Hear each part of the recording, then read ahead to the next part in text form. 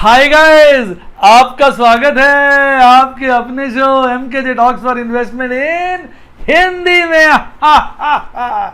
कैसे हैं आप भाई? आज हमारा है संडे और संडे को आपको पता है हम वीकली रिव्यू करते हैं। आने वाले हफ्ते में किस तरह का नज़ारा हमें देखना पड़ेगा, हम इसकी चर्चा करते हैं। मैं प्रोग्राम शुरू करने से पहले एक इन्फॉर्मेशन आपको दे दूं, क्योंकि मैंने अब एक नया सिस्टम स्टार्ट किया है जो मैंने इसी यानी शनिवार से ही किया था स्टार्ट, जिसके अंतर्गत मैं अब क्या करता हूं कि मैं एक अच्छी कंपनी को सेलेक्ट कर लेता हूं जो मुझे अच्छी लगती है, उसके ऊपर मैं एक मेंबर्स एक्सक्लूसिव वीडियो बनाता हूं फंडामेंटल एनालिसिस की, जिसको मैं सिल्वर एंड हायर मेंबर्स के साथ शेयर कर देता हूं ताकि उनको सारा फंडामेंटल एनालिसिस में क्या क्या बातें होती हैं वो सब चीज़ें समझ में आ जाए। फिर उस पर एक टेक्निकल एनालिसिस की वीडियो बनाता हूं जिसको मैं शेयर कर देता हूं गोल्ड एंड हायर मेंबर्स के साथ। अगर इसमें मैं कोई GTD डालता हूं तो वो मैं GTD शेयर कर देता हूं डायमंड मेंबर के साथ, और अगर इसमें कोई FNO स्ट्रेटेजी करता हूं तो वो मैं कर देता हूं प्लैटिनम मेंबर के साथ। तो इस तरीके से मैं हर एक ही कंपनी को 4 पार्ट्स में लेके चलता हूं और हर तरह के मेंबर्स की नीड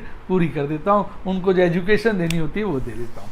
तो चलिए, एक बात बतानी थी सो मैंने बता दी। आइए अब आगे बढ़ते हैं, अपना कार्यक्रम स्टार्ट करते हैं। भाई अब आने वाले हफ्ता, तो आज तो बोलना पड़ेगा बाजार अगले हफ्ते। आइए सबसे पहले बाजार अगले हफ्ते में हम करते हैं टेक्निकल एनालिसिस, और वो भी वीकली चार्ट पर। देखिए आपके सामने वीकली चार्ट आ गया। अगर आप देखेंगे जो ये बीते हफ्ते जो कैंडल बनी है, अगर आप देखेंगे तो वो एक बेरिश कैंडल बनी है। अगर आप पिछले हफ्ते से कंपेयर करेंगे, पिछले हफ्ते जो बनी कैंडल थी वो बुलिश कैंडल थी। इस हफ्ते की कैंडल जो है गैप अप ओपनिंग करती है और उसके बाद हफ्ते में आप देखेंगे नीचे का बॉटम टच करती है, लगभग 9500 को टच करने की कोशिश करती है। यानी इस हफ्ते बेयर्स काबू करने की कोशिश करते हैं बाजार को और नीचे बहुत ले जाने की कोशिश करते हैं, पर अपनी जो उनकी कोशिश है उसमें पूरी तरह से कामयाब नहीं हो सकते। अगर आप देखेंगे विक लंबी है, बॉडी छोटी है, यानी काफ़ी हद तक जो है बुल्स जो गेन किया होता है बियर्स ने बाजार गिराकर उसको रिकवर कर लेते हैं और लगभग बाजार को जो क्लोजिंग देते हैं वो 9972 की करते हैं, यानी लगभग वापस 10,000 के पास ही पहुंच जाते हैं। तो यानी अगर इस हफ्ते की कैंडल को पिछले हफ्ते की कैंडल से कंपेयर किया जाए तो इस हफ्ते की ओपनिंग जो है पिछले हफ्ते की ओपनिंग से बहुत ऊंची थी, और इस हफ्ते की जो क्लोजिंग है पिछले हफ्ते की क्लोजिंग से खासी नीचे थी। इस हफ्ते का जो बॉटम है, जो लोएस्ट पॉइंट है, वो पिछले हफ्ते के लोएस्ट से काफ़ी नीचे था, और इस हफ्ते का जो हाईएस्ट है वो पिछले हफ्ते के हाईएस्ट से काफ़ी ऊंचा था। यानी इस हफ्ते की जो कैंडल है जब उसको पिछले हफ्ते से कंपेयर करते हैं तो एक तो कैंडल रिवर्स बनती है, यानी पिछले हफ्ते थी बुलिश, इस हफ्ते थी बेयरिश। दूसरा जो कैंडल है उसमें वोलेटिलिटी बहुत ज़्यादा है। इस बार जो कैंडल है वो अपने आप में काफ़ी बड़ी है, इंक्लूडिंग विक मैं बात कर रहा हूँ। कैंडल जो है पिछले हफ्ते की कैंडल से छोटी है, पर विक को मिला लिया जाए तो एक काफ़ी बड़ी रेंज को इस हफ्ते में उसने कवर किया। यानी ये हफ्ता में साफ नज़र आ रहा है पिछले हफ्ते के मुकाबले काफ़ी वोलाटाइल रहा। बाकी कैंडल जो है पिछले हफ्ते से के मुकाबले ऊपर की तरफ ही बनी है। तो यानी अगर आप पिछले 4 हफ्तों की कैंडल देखेंगे तो लगातार हर कैंडल ऊपर बन रही है। इस हफ्ते बनी है लाल यानी बेयरिश कैंडल, इससे पिछले 2 हफ्ते बनी थी हरी यानी बुलिश कैंडल, और उससे पहले 3 हफ्ते देखोगे गिरते गिरते जो बनी है 3 बेयरिश कैंडल बनी थी। अच्छा, अब मैं एक बात और दिखाऊंगा। आप ऊपर थोड़ा साइड पे देखिए, आपको एक ऑरेंज कलर का एरो नजर आएगा। देखिए कुछ समय पहले मैंने ये नोट किया, बाजार ने एक गैप छोड़ दिया था। देखिए हाँ, ये जो गैप फिलिंग थ्योरी है डिफरेंट लोगों ने इसको डिफरेंट वे से इंटरप्रेट किया है। तो लोगों ने इसका जिक्र किया है, बहुत ज़्यादा स्ट्रेस नहीं किया। मैं इस पर बहुत ज़्यादा ध्यान देता हूँ, पता नहीं क्यों मुझे शुरू से ये गैप फिलिंग थ्योरी बड़ी पसंद आती है, और मैं इसकी जो फिलिंग है वो विक से कंपेयर करके करता हूँ, यानी विक्स को भी कंसीडर करके करता हूँ। और ये मैंने अपनी ऑब्जर्वेशन देखी है कि गैप जो होता है कभी ना कभी फिल हो ही जाता है, कभी बहुत जल्दी हो जाता है, कभी बहुत देर से होता है। 2-3 बातें मैंने इसमें ऑब्जर्व की, आप मेरे से कई बार पूछते हैं। एक तो ये मैंने देखा है कि निफ्टी इंडेक्स जो है मेन इंडेक्स है उस पर तो ये ज़रूर लगता है डेली के चार्ट पे। डेली के चार्ट पे मैंने देखा है ये लगभग, मुझे ऐसा याद ही नहीं कोई इंस्टेंस कोई गैप छूट गया वो सूनर लेटर जरूर भरता है। ये बात मैंने डेली चार्ट पर ऑब्जर्व की है। वीकली चार्ट पे मैंने इसको बहुत ज़्यादा एनालाइज नहीं किया, पर मैंने देखा वहाँ भी ये वैसे तो क्रिएट ही बहुत कम होता है। इवन आप इधर देख लीजिए कितने सारे हफ्ते हैं, इसमें आपको क्रिएट ही नजर नहीं आएगा, बस एक ही बार और हल्का सा गैप छूट गया था, एक ही बार बचा है। यानी वीकली चार्ट पे इस गैप को मैंने देखा ही बहुत कम है, और वैसे वो मैंने जब भी देखा है वो कवर हो जाता है। लेकिन इसके अलावा जो स्पेसिफिक स्टॉक्स हैं वो तो इतने सारे होते हैं कि वहां मैं गैप एनालिसिस कर ही नहीं सकता। यानी हजारों स्टॉक है, हजारों के जाके कैसे मैं देखूंगा, आप भी समझ सकते हैं। पर मोटा मोटा मैंने देखा है, तो मैंने देखा स्पेसिफिक स्टॉक्स पर ये थ्योरी इतनी कामयाब नहीं है, पर इंडेक्स यानी जहां पर अनसिस्टमेटिक रिस्क नहीं होता, केवल सिस्टमेटिक रिस्क होता है इंडेक्स, वहां पर ये मैंने देखा है काफी कामयाब है। और डेली चार्ट पे सबसे ज्यादा मैंने इसको ऑब्जर्व किया, उसको ट्रैक किया, वहां मुझे इसकी वैलिडिटी बहुत ज़्यादा लगी है। क्योंकि मैंने इसमें इतने ध्यान दिया और मैं ही इसका डिस्कशन करता हूँ, आप कईयों की स्टडीज़ देखते होंगे पर गैप बहुत कम लोग डिस्कस करते हैं, तो इसको प्यार से मैं MKJ गैप फिलिंग थियरी कह देता हूँ। और मेरे मेंबर्स ने इसको नाम दिया, फिर मेरे को भी मुंह पे चढ़ गया। तो इस प्रकार से देखा जाए तो एक गैप पीछे छूटा हुआ है, और ये गैप जो है लगभग 10,750 के लेवल से ऊपर, यानी 10,750 कह लीजिए, ध्यान से देखिए तो 800 के लेवल के आसपास का गैप है।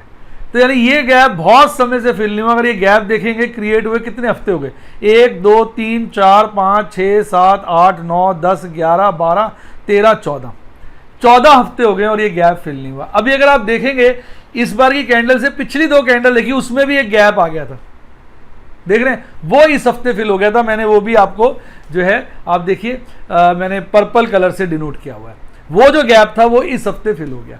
तो यानी वीकली चार्ट पे भी देखा जाता है, वैसे गैप आता ही नहीं, आता है तो मैंने देखा फिल हो जाता है, पर आता बड़ा कम है।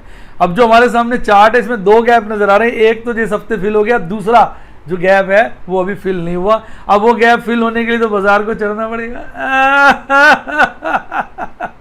तो उसके हिसाब से तो भाई बाजार चढ़ सकता है, एक बारी को 10,800 तक पहुंच सकता है तो अब क्या बोले यार, देखो यही तो मजेदारी है आइडिया भी होता है पर श्योरिटी नहीं होती। कैसा लगा ये डायलॉग कमेंट में बताइए। देखो आइडिया होता है, ऐसा हो सकता है, पर श्योरिटी नहीं है।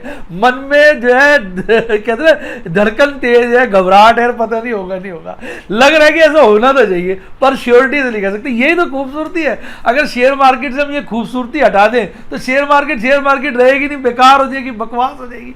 इसमें खूबसूरती ये है कि हमारे मन में भय रहता है कि यार लग तो रहा है पर पता नहीं यार गलत ना हो जाए, उल्टा ना पड़ जाए। ये डर जो है एक कहते हैं चार्म बनाए रखता है शेयर बाजार में। तो चलो मैं आपसे पूछता हूँ, देखते हैं कि हमारे इतने सारे जो श्रोता हैं उनकी क्या विचार है, उनके क्या मतलब उनकी क्या फीलिंग है। दर्शक बोलते हैं, श्रोता बोलते हैं, मुझे ध्यान नहीं, श्रोता सुनने वालों को बोलते हैं, दर्शक देखने वालों को शायद, है ना, तो दर्शक बोलना चाहिए तो इतने सारे हमारे दर्शक हैं, उनका क्या विचार है। ये जो गैप है 10,800 के आसपास वाला, मैं आपसे पूछता हूं क्या ये जून के महीने में भर जाएगा। कितना प्यारा सवाल है, कमेंट में बताना है, मैं आपको कमेंट में भी लिखूंगा, ये पिन कर दूंगा। आप अपना कमेंट में बताइए क्या ये 10,800 के आसपास वाला गैप जो मैंने ऑरेंज एरो से दिखाया आपको लगता है जून के महीने में भर जाएगा।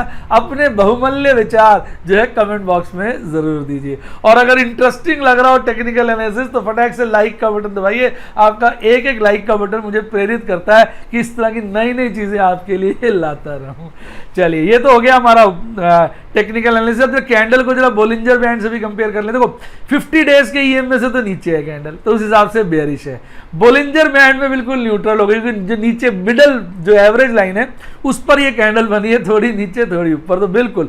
और इससे पिछली बहुत सारी कैंडल्स अगर आप देखेंगे सारी मीडियन लाइन से नीचे थी, इसने पहली दफा मीडियन लाइन को तोड़ा है। तो यानी अगर हम बोलिंजर चार्ट के पॉइंट ऑफ व्यू से बात करें तो कहीं ना कहीं बुलिशनेस में बढ़ावा है, यानी बुलिशनेस बढ़ी है। यानी 50 डेज ईएमए से नीचे है तो बाजार मोटा मोटा बेयरिश है वीकली चार्ट्स पे। जब मैं 50 डे बोलता हूं तो या 50 वीक हो जाते हैं, तो ना आपको समझना चाहिए। तो 50 वीक चार्ट एवरेज के ऊपर तो ये नीचे है, तो कहीं ना कहीं वहाँ बेयरिश है। बोलिंजर बैंड को बड़े दिनों बाद मिडल लाइन को काटा है, तो कहीं ना कहीं बुलिशनेस में बढ़त देखी गई है। तो ये जो पोजीशन है आपके सामने उभर के आ रही है हमारे वीकली कैंडलस्टिक चार्ट पर। अब बात करते हैं इसके एमएसीडी की। देखिए एमएसीडी चार्ट पे तो एक अच्छा प्यारा सा स्ट्रॉन्ग सा बुलिश क्रॉसओवर बना हुआ है, और जो आप देखेंगे लगातार बुलिश क्रॉसओवर बढ़ता जा रहा है। जब ये बेरिश क्रॉसओवर था तो गैप लगातार घट रहा था, और जब से ये बुलिश क्रॉसओवर बना है 2 हफ्ते हुए बने हुए, गैप लगातार बढ़ रहा है। इसलिए देखिए पिछले 2 हफ्ते के हिस्टोग्राम हरे वाले बढ़ के बन रहे हैं, यानी MACD चार्ट पे तो साफ ही बोला जाएगा कि अपना ये जो बाजार है वो बुलिश है। तो इसके चलते अगर इससे हम बात करें तो जो कैंडल वाला गैप का है हमने 10,800 वाला वो भरा जा सकता है, ऐसा हमारा MACD चार्ट हमको बता रहा है। बाकी देखिए मैंने कहा ना बाजार में सस्पेंस तो रहता है। अब RSI की बात करते हैं, RSI में बाजार में मजेदारी नहीं है। देखिए RSI लगातार अगर पिछले लेवल के देखेंगे तो ऊपर तो आ गया, पीछे तो आपको पता है 20 से भी नीचे चला गया था, जिसको हम कहते हैं ओवरसोल्ड जोन में चला गया था, हैवी ओवरसोल्ड जोन में। अभी उसके बाद ये कुछ समय से एकदम तेज हुआ RSI, लेकिन अब इस हफ्ते फिर इसने गिरावट दिखाई है और गिर के 47.1 पर आ गया है। देखिए 30 से के नीचे हो जाए तो इसको हम बोलते हैं ओवर सोल्ड जोन, 70 से ऊपर हो जाए तो उसको बोलते हैं ओवरबॉट जोन। और ये माना जाता है कि ओवरसोल्ड जोन में चला जाता है 30 से नीचे जाता भी है, कई बार वहीं से चढ़ लेता है, 20 तक चला जाए तो हैवी ओवरसोल्ड जोन हो जाती है। उसके बाद तो सूनर लेटर ये चढ़ता ही चढ़ता है। इसी तरह ऊपर में अगर 70 क्रॉस कर लेते हैं तो हम कहते हैं ओवरबॉट जोन में आ गए, लेकिन 80 क्रॉस कर लेते हैं तो हम कहते हैं हैवी ओवरबॉट जोन में आ गए। तो उसके बाद माना जाता है भाई अब सूनर लेटर ये गिरेगा ही गिरेगा। तो 50 का लेवल लगभग न्यूट्रल हो जाता है, 50 के लेवल से तो ये भी नीचे ही है। तो कहीं ना कहीं इसमें तेजी वाली बात नहीं है, न्यूट्रल सी ही पोजीशन दिखा रहा है अपना RSI का चार्ट। आइए बात करते हैं आपके ऑप्शन चेन एनालिसिस की। भाई वीकली रिव्यू है आपके सामने आ गया। सबसे पहले कॉल का डेटा देखिए, बड़ा प्यारा सा हाईएस्ट ओपन इंटरेस्ट की बात करेंगे। अगर आप देखें लगातार हाईएस्ट ओपन इंटरेस्ट नीचे के लेवल पे आता जा रहा है। आप देखिए मजेदार बात है, 8 और 9 तारीख को रहता है 11,000 के लेवल पर, वहां से गिरता है 10 तारीख को 10,500 के लेवल पे आ जाता है, वहां से गिरता है 11-12 तारीख को 10,000 के लेवल पे आया था। अब देखो वीकली रिव्यू का अपना फायदा है। आप बताइए, आपको कमेंट बताइए वीकली रिव्यू कैसा लग रहा है, इससे एक आइडिया लग जाता है। अब वीकली रिव्यू के हिसाब से तो लगातार जो है हाईएस्ट ओपन इंटरेस्ट कॉल्स का लगातार नीचे गिर रहा है, और जो सेकंड हाईएस्ट है वो पहले 10,000 था, फिर 10,500 हुआ, फिर 10,000 हुआ, फिर 10,500 हुआ, यानी वो 10,000 10,500 के आसपास ही लिपट सा रहा है। और लेकिन जो हाईएस्ट ओपन इंटरेस्ट है वो लगातार नीचे की तरफ गिर रहा है, और ऊपर के लेवल पे अगर आप देखेंगे ओपन इंटरेस्ट कम ही हो रहा है। तो अगर हम कॉल के डाटा को देखें तो एक साफ हमें नजर आ रहा है। चार्ट की बात कर रहे हैं भाई साहब, टेबल की बात कर रहे हैं, कोई अपनी मन घड़त बात नहीं कर रहे हैं। टेबल जो है वो साफ कह रहा है कि भाई कॉल का ओपन इंटरेस्ट नीचे गिर रहा है, यानी रेजिस्टेंस ऊपर के लेवल पे कमजोर होके नीचे के लेवल पे स्ट्रांग हो रहा है, जो बेरिशनेस का संकेत है। आप मेरी बात से सेटिस्फाइड हैं तो बताइए। देखिए यही तो खूबसूरती है भाई, कुछ देखोगे, कुछ बोलेगा, कोई चार्ट बोलेगा, कुछ कोई एनालिसिस बोलेगा, कुछ, तो उनके ऊपर आपको हिसाब लगा के सावधानी से काम करना होता है, नहीं तो क्या कहते हैं ना, औंधे मुंह गिर जाता है। तो अब देखा जाए तो कॉल के पॉइंट ऑफ व्यू से तो लगातार जो है आपका रेजिस्टेंस नीचे की तरफ सरक रहा है। अब बात करते हैं पुट की। देखिए पुट में एक बड़ी स्टेबिलिटी, आप ध्यान से देखिए, 5 दिन पूरा हफ्ता हाईएस्ट ओपन इंटरेस्ट पुट का जो रहा है वो 9,000 पे रहा है, सेकंड हाईएस्ट 9,500 पे रहा है। तो मोटा मोटा हम यही कहेंगे कि जो पुट का लेवल है, पुट के हिसाब से जो सपोर्ट है वो अपनी वहीं स्थिर है। कहीं ना कहीं सपोर्ट तो मजबूती से 9,000 और 9,500 के लेवल पे बनी हुई है, लेकिन रेजिस्टेंस जो है वो ऊपर के लेवल से कमजोर होकर नीचे के लेवल पे आ रहा है, यानी बाजार संकुचित होता जा रहा है। उसकी रेंज जो है ना, सपोर्ट वही है और रेजिस्टेंस कम होता है, रेंज मूवमेंट की जो है वीकली बेसिस पे थोड़ी कम की तरफ जा रही है, ऐसा पिछले हफ्ते के चार्ट ने डिपिक्ट किया है। अब बात करते हैं साहब पॉइंट ऑफ मैक्सिमम पेन की। और पॉइंट ऑफ मैक्सिमम पेन कहां होता है? जहां पे हाईएस्ट टोटल इंटरेस्ट होता है। तो इसमें अब विरोधाभास है। देखिए आप, total interest point of maximum pain को बताता है भी अल्टीमेटली बाजार किस लेवल पे सिमटेगा। तो इसका भी लॉजिक समझो। कई बार आप पूछते हैं भाई, हम ये कह के चलते हैं कि पॉइंट ऑफ मैक्सिमम पेन वो स्ट्राइक प्राइस होता है जिस पे सबसे ज्यादा कॉल और पुट ऑप्शन एक्सपायर होंगे। तो भाई जहां पर सबसे ज्यादा ओपन इंटरेस्ट होगा वहीं तो एक्सपायर होंगे। तो इसलिए सबसे ज्यादा जहां ओपन इंटरेस्ट होता है वहां एक्सपायर होंगे ना, तो वो उस लेवल को हम कहते हैं पॉइंट ऑफ मैक्सिमम पेन। इसके पीछे लॉजिक ये है कि हम मान के चलते हैं कि जो ऑप्शन सेलर होता है और एक ऑप्शन बायर होता है। ऑप्शन सेलर होता है जो भारी रिस्क उठाता है, खतरे से खेलता है, और ऑप्शन बायर जो होता है वो सेफ होता है। आपको पता है ना, ऑप्शन बाइंग में अनलिमिटेड क्या होता है, प्रॉफिट पर लिमिटेड लॉस, और ऑप्शन सेलिंग में अनलिमिटेड लॉस लिमिटेड प्रॉफिट।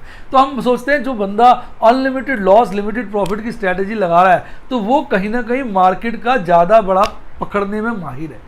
तो वो सौदे ज़्यादा खड़ेगा जो उसको उम्मीद है एक्सपायर हो जाएंगे। तो एक तरफ लोग कॉल में काम करते हैं, एक तरफ पुट में काम करते हैं, हम दोनों को जोड़ लेते हैं। हम वो मैक्सिमम ओपन इंटरेस्ट का पॉइंट निकालने की कोशिश करते हैं जहां पे हमें लगता है सबसे ज़्यादा ओपन इंटरेस्ट है। हम मानते हैं बाजार अल्टीमेटली यहीं के आसपास क्लोज होगा ताकि सारी की सारी जो कॉल पुट हैं मैक्सिमम लेवल की एक्सपायर हो जाए। अब आप बताइए, आपको पॉइंट ऑफ मैक्सिमम पेन समझ में आया? समझ में आया तो बेटा वीडियो को लाइक करो। देखो मैं आपको इतनी बातें बताता हूँ और आपसे क्या बदले में चाहता हूँ, एक लाइक, क्योंकि वो मेरे दिल को खुशी देता है, मुझे प्रेरित करता है, प्रोत्साहित करता है कि आपके लिए ऐसी अच्छी अच्छी बातें सोच के लाऊं, आपकी नॉलेज को बढ़ाऊं। और साथ में कमेंट जरूर लिखिएगा कि आपको पॉइंट ऑफ मैक्सिमम पेन समझ आया कि नहीं। तो उसके चलते अगर आप देखेंगे तो यहाँ पर पहले 3 दिन, हफ्ते के पहले 3 दिन साहब 8, 9, 10 तारीख को पॉइंट ऑफ मैक्सिमम पेन था 9000 के लेवल पर और सेकंड हाईएस्ट था 10,000 के लेवल पर 11 और 12 तारीख को उल्टा हो गया। मैक्सिमम पॉइंट जो चला गया वो चला गया 10,000 पर और सेकंड हाईएस्ट चला गया 9,000 पे। तो कहीं ना कहीं थ्योरी ऑफ मैक्सिमम पेन तो ये कह रही है कि जो बाजार का जो इस महीने की क्लोजिंग है वो तो ऊपर की तरफ सरक रही है, 9,000 से सरक कर 10,000 चली गई, यानी कहीं ना कहीं बाजार 10,000 के लपेटे के आसपास ही सेटल होने की कोशिश कर रहा है, जो अभी तक के हमारे डाटा बता रहे हैं। वैसे अभी आपको पता होगा हमारे पास पूरे 9 सेशन बचे हैं, तो अभी 9 सेशन में क्या बदलाव आता है, क्या उल्टा पुलट होती है, वो अभी हमें देखनी है। तो ओवरऑल अब समराइज कर लेते हैं जरा ऑप्शन चेन एनालिसिस को। तो भैया कॉल का डाटा कह रहा है कि रेसिस्टेंस में थोड़ा सा कहते हैं ना कमजोरी आई है, वो नीचे की तरफ सरका है। पुट जो है वो कहती है कि नहीं, सपोर्ट वहीं की वहीं अड़ेगा, उसमें कोई बदलाव नहीं है। यानी इससे आप ये उम्मीद लगा सकते हैं कि बाजार बहुत नीचे जाने के चांस तो कम है, हाँ बहुत ऊपर भी नहीं जा पाएगा। अब यही लग रहा है कि किसी रेंज में पुट और मतलब यानी 9,000 और 10,000 की रेंज में तो डेफिनेटली वो उसको इसी रेंज में बंद होना चाहिए, ऐसा डाटा कह रहा है। और ज़्यादा सेफ वाली करोगे और कंजर्वेटिव यानी कि और कम रेंज की बात करो तो 9,500 से 10,000 के बीच बंद होना चाहिए। कॉल और पुट दोनों मिला के ये कह रहे हैं। और जब इसमें मैक्सिमम पेन जोड़ लेते तो मैक्सिमम पेन ने भी पलटी मार ली है, वो 9 से 10 पे आ गया है। तो यानी अब सारा का सारा पूरा कंक्लूजन तो ये कह रहा है कि हफ्ता 10,000 के लपेटे में कहीं बंद होना चाहिए। अभी ये बात नजर आ रही है, बाकी थोड़ा बदलाव इसमें आ सकता है। आइए बात करते हैं पुट कॉल रेशियो की। आपको पता है पुट कॉल का डाटा मैं वीकली बेसिस पे लाता हूँ। तो पुट कॉल डेटा को आप देखिए तो देखेंगे 8 तारीख को तो भाई साहब ये एक ही हो गया था, लगभग 0.99 तो एक ही हो गया, यानी टोटल वे में न्यूट्रल हो गया। उसके बाद लगातार ये गिरता रहा गिरते गिरते 11 तारीख को आ गया 0.8, फिर इसने 12 तारीख को जंप लेके 0.9 हो गया। मैं ये कर रहा हूँ इंडेक्स ऑप्शन की बात। अब अगर आप इंडेक्स ऑप्शन पे इस चीज़ को ऑब्जर्व करते हैं तो आप यही देखेंगे सारा हफ्ता बाजार में जो है न्यूट्रलिटी से कमी आती गई और बाजार में कहीं ना कहीं बुलिशनेस बढ़ी, पर लास्ट में जाके बुलिशनेस को घटते हुए देखा, क्योंकि जो पुट कॉल रेशियो 1 की तरफ फिर से बढ़ना शुरू हो गया। अब अगर हम बात करें स्टॉक ऑप्शन लेवल पर तो आप देखेंगे पूरा हफ्ता एक फर्क है, देखिए बड़ा भयानक फर्क है। पूरा हफ्ता स्टॉक लेवल पर पुट कॉल रेशियो बढ़ता जा रहा है, जो इस चीज़ का बिल्कुल क्लियर कट संकेत है, इस चीज़ को पूरा दर्शा रहा है कि कहीं ना कहीं बुलिशनेस बाजार में स्टॉक्स लेवल पर कम हुई है। मैं ये नहीं कहूँगा बेरिशनेस आ गई है, शब्दों पे ध्यान दें, बुलिशनेस कम हुई है क्योंकि हम नीचे के लेवल से बढ़ के न्यूट्रलिटी यानी 1 की तरफ मूव करने की कोशिश कर रहे हैं। अगर हम टोटल डाटा की बात करें तो टोटल डाटा पे अगर हम देखते हैं तो शुरुआत तो हुई थी 8 तारीख को 0.96 से पुट कॉल रेशियो की, उसके बाद लगातार ये गिरता रहा, नीचे में इसने बॉटम बनाया 0.79 का, फिर इसने 12 तारीख को परिवर्तन कर लिया 0.87। यानी शुरुआत में तो आप कहेंगे कि बाजार के अंदर बुलिशनेस बढ़ती नजर आ रही थी और लास्ट में यानी 12 तारीख को कहीं ना कहीं बुलिशनेस में गिरावट नजर आ रही है क्योंकि पुट की मात्रा बढ़ गई है, ऐसा चार्ट में नजर आ रहा है। आइए बात करते हैं अपने प्यारे राज दिलारे एफआईज और डीआईज की। तो देखिए हफ्ते का जो डाटा होता है एफआई डीआईज का बड़ा इंटरेस्टिंग होता है। अब आप देखिए सबसे पहले एफआईज की बात करिए। यहाँ मैं डाटा जो दिखा रहा हूँ नेट खरीदारी या नेट बिकवाली, दो चीज़ें दिखा रहा हूँ। नेट खरीदारी होती है नेट बाइंग और नेट बिकवाली होती है नेट सेल्स। जो ग्रीन फिगर्स हैं वो नेट खरीदारी है यानी नेट बाइंग है और जो रेड फिगर्स है वो नेट सेल्स है यानी नेट बिकवाली है। तो एफआईज का डाटा देखेंगे तो 8 और 9 को उन्होंने नेट खरीदारी करी, बाइंग करी और उसके बाद 10, 11, 12 को लगातार तीनों दिन एक बड़ी मात्रा में नेट बिकवाली यानी नेट सेल्स करी। इसके विपरीत अगर आप DIs को देखेंगे तो उन्होंने 8 और 9 को नेट बिकवाली करी, यानी नेट सेल्स करी, जबकि FIs ने बाइंग की थी। फिर अगर उनका डेटा देखेंगे रिवर्स चल रहा है। 10 तारीख को DIs ने नेट खरीदारी करी, नेट बाइंग करी, जबकि FIs ने नेट सेल्स करी थी। फिर 11 तारीख एक ऐसा तारीख था जब दोनों भाइयों ने मिलकर एक जैसा काम किया और दोनों ने क्या करी, नेट सेल्स। और 12 तारीख को फिर से DIs ने बड़ी जबरदस्त नेट खरीदारी यानी नेट बाइंग करी। तो अब अगर आप ध्यान से देखें दोनों के डेटा को, 5 में से 3 दिन FIs नेट बिकवाली करते हैं और 2 दिन नेट खरीदारी करते हैं। अगर टोटल कर लिया जाए उनके हफ्ते का तो एक अच्छी खासी नेट बिकवाली यानी नेट सेल्स नजर आती है, जो कि 1731 करोड़ के आसपास है। अब DIs की बात करें, DIs की स्थिति भी सेम है, डेज अलग अलग है, पर इन्होंने भी 5 दिन में से 3 दिन बिकवाली करी, 2 दिन खरीदारी करी नेट में।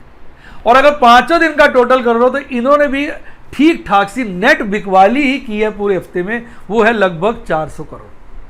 अब इन दोनों का टोटल जोड़ लिया जाए, टोटल इनकी खरीदारी और बिकवाली देखी जाए DIs की और FIs की मिलाकर, तो आप 5 में से 4 दिन देखेंगे नेट बिकवाली हुई है, केवल 12 तारीख को ही नेट खरीदारी हुई है और उस नेट खरीदारी का श्रेय जो है वो DIs को जाता है। और अगर आप पूरे हफ्ते का टोटल करेंगे तो भारी मात्रा में लगभग 2131 करोड़ का माल बेचा गया है कैश सेगमेंट के अंदर। तो ये पोजीशन जो है और वीकली पोजीशन कहीं ना कहीं बेरिशनेस की तरफ, बिकवाली की तरफ संकेत कर रही है, यानी कहीं ना कहीं जो बड़े लोग हैं अपना पैसा निकाल रहे हैं, शायद इस उम्मीद में निकाल रहे हैं कि बाजार आगे गिरेगा तो हम खरीदेंगे। तो ये था हमारा एनालिसिस FIs और DIs को लेकर। उम्मीद करता हूँ वीडियो का मजा आ गया होगा। वीडियो का मजा आया तो लाइक करो, अपने दोस्तों के साथ शेयर करो और मेरे चैनल को सब्सक्राइब करो। और अगर आप मेरे YouTube के मेंबर बनना चाहें तो ज्वाइन, सब्सक्राइब के साथ ज्वाइन का बटन उसको दबा दें। 4 तरह के मेंबर्स आते हैं, silver, gold, diamond, platinum. Silver fundamental analysis, gold technical, diamond GTD मैं जो लगाता हूँ उसकी डिटेल्स, उसकी नॉलेज देता हूँ, और FNO की नॉलेज प्लेटिनम में। और भी ढेर सारे पर्क्स हैं स्मॉल केस से रिलेटेड, वो भी आप देख सकते हैं। और भी कई सारी बातें हैं जो आपको मिलेंगी जब आप ज्वाइन का बटन दबाएंगे। जो मेंबरशिप आपको अपने लिए अच्छी लगती है उस मेंबरशिप में आप एनरोल करें। इसके अलावा अगर आप व्हाट्सएप पे मेरे से जुड़ना चाहें तो उसका फ़ोन नंबर मैंने डिस्क्रिप्शन बॉक्स में दिया है। वहाँ 2 ही तरह के प्लान चलाता हूँ, और सफ़ायर और रूबी। सफ़ायर में आप मेरे से जो है सब चीज़ों की जानकारी प्राप्त करते हैं, नॉलेज प्राप्त करते हैं, स्टडी मिलती है आपको, सिर्फ FNO छोड़ दीजिए। और रूबी के अंदर सब कुछ होता है इंक्लूडिंग FNO। इसके साथ अगर आपको डीमैट अकाउंट खुलवाना हो और या डायरेक्ट म्यूचुअल फंड में ओपन करना, डायरेक्ट म्यूचुअल में मैंने कुवेरा ऐप का नया लिंक दिया है, बहुत अच्छी ऐप है, आप इस पर गौर करें तो वो बढ़िया ऐप है डायरेक्ट के लिए। उसका कट ऑफ टाइम भी थोड़ा लंबा है, आज का तो फिर कट ऑफ टाइम रिवाइज हो गया, आप उसको देख सकते हैं। उसमें एनरोल जरूर कर लीजिए आप, क्योंकि एनरोल कर लेंगे तो आप रेडी हो जाएंगे, आपको जब भी अच्छा लगे तब आप इन्वेस्ट करना। एनरोल करने से, लॉग इन करने से अपना अकाउंट खोल लीजिए, जो KYC वगैरह करनी होती है, अगर आपकी KYC हुई तो 2 मिनट में खुल जाएगा, वो बिल्कुल ईजी और सिंपल है। उसका लिंक मैंने डिस्क्रिप्शन बॉक्स में दिया, उसको जरूर खोल लीजिए आप। उसके बाद आपका जब इन्वेस्टमेंट का मौका है तो टाइम वेस्ट नहीं होगा, फट से लगा देंगे, क्योंकि जब मैं इन्वेस्टमेंट करता हूँ तो मैं तो रेडियो को वगैरह पे झट से लगा दूंगा। इसके अलावा और भी मैंने प्लेटफॉर्म्स की डिटेल दी है जहाँ पर आप अपना डीमैट अकाउंट खुलवा सकते हैं। कोई भी दिक्कत आए, रेफरल लिंक से कोई दिक्कत है, मेरी टीम को कॉल करिए, वो आपको हेल्प कर देगी। इसके अलावा अच्छी किताबें पढ़नी तो उनका लिंक भी डिस्क्रिप्शन बॉक्स में। और सबसे ज़रूरी बात, ऊपर आ रहा है मेरे टेलीग्राम चैनल का लिंक। इस टेलीग्राम चैनल को ज्वाइन करो, इस पर आप लगभग 1,06,000 मेंबर हो चुके हैं और सारा श्रेय आपको जानता है। एक्चुअली मेरा टेलीग्राम चैनल ये हमारा है, आपका और मेरा। तो कहते हैं ना, सुर बने हमारा, आपका और मेरा मिलके बना है। आप इसको देखते हैं और मैं इस पर ढेरों बढ़िया चीज़ें लाता हूँ, गुड मॉर्निंग अपडेट्स, कभी कभी गुड इवनिंग अपडेट्स, और इसके अलावा अपनी पुरानी वीडियोस, इंटरेस्टिंग वीडियोस ढूंढ के आलिए आपके साथ शेयर करता हूँ। तो जिसने कर लिया टेलीग्राम चैनल ज्वाइन, उसकी लाइव जिंगा लाला जिंगा लाला, जिसने नहीं किया उसकी लाइव ढीला ढाला ढीला ढाला। इसी के साथ साथ bye, god bless you, happy investing, और आप स्टॉक मार्केट के बेताज बादशाह और बहुत सक्सेसफुल व्यक्ति बने।